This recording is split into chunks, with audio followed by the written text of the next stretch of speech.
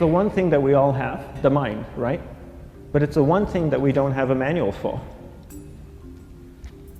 We buy a blender, we get a manual. Our iPhone comes with a manual. We get a car and it has a manual.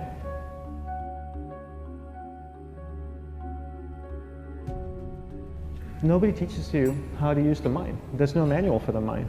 So this, I think, is one of the most essential things in making progress in our life, is really understanding how our mind works. It's the one thing that we have to live with 24 hours a day, 7 days a week. We have no choice. Imagine if most of you slept 8 hours a day, which most of you don't. You slept and you were awake 16 hours a day. In the 16 hours you practice your awareness just randomly moving from one thing to another, to another, to another. All day practice being distracted. What would you be good at after 6 months?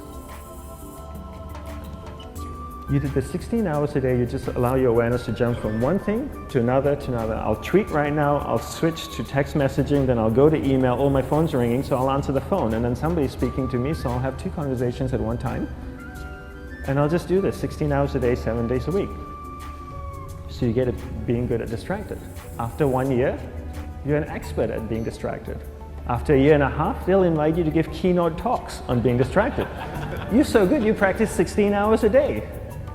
So the same works for the opposite. If you practice being concentrated 16 hours a day, what would you become good at? You become good at concentrating.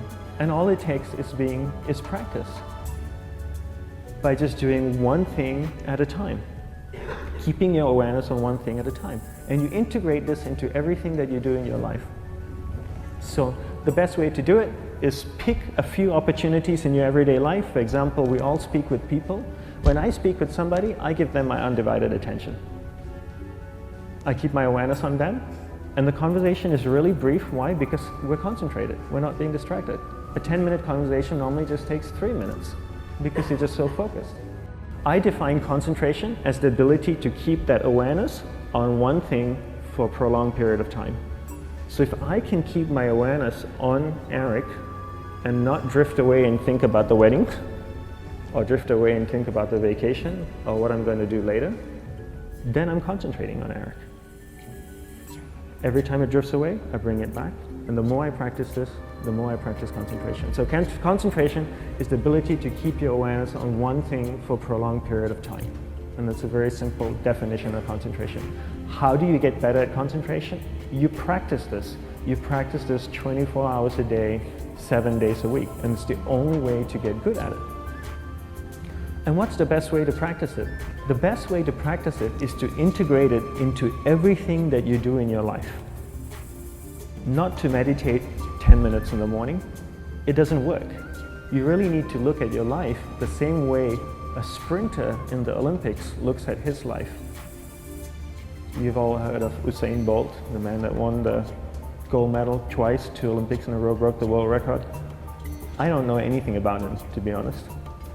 But if I was looked at him, he obviously sprints, he practices running, probably does a lot of long distance, he probably does a lot of stretching as well, I'm sure he gets massages. He looks like he eats the right kind of food. Drinks the right amount of water, takes vitamins. His whole day is so disciplined.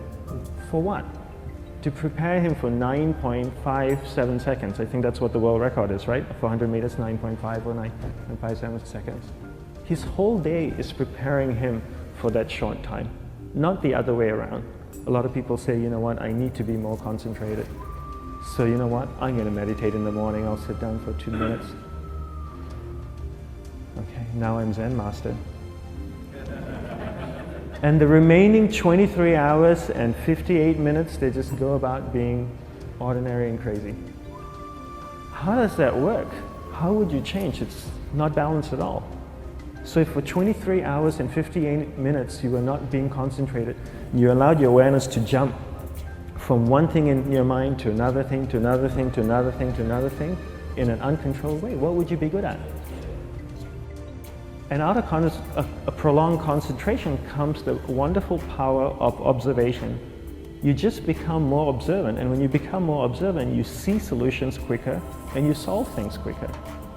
And it's a wonderful, powerful feeling when somebody is concentrated on you and not being distracted. So the best way is to integrate it into your everyday life. You're speaking with your spouse, give her or give him your undivided attention. So develop your awareness, integrate it into everything that you do in your life. And that's the best way you become good at. The next thing we need to develop is develop your will. Will is really important. Will is almost like a muscle in your mind, and you use that to pull and control your awareness and take it from one area of the mind to another. And the will needs to be developed, and same like concentration, if you don't cultivate the will, it doesn't grow. And this is something that really needs to be cultivated. How do you develop the will?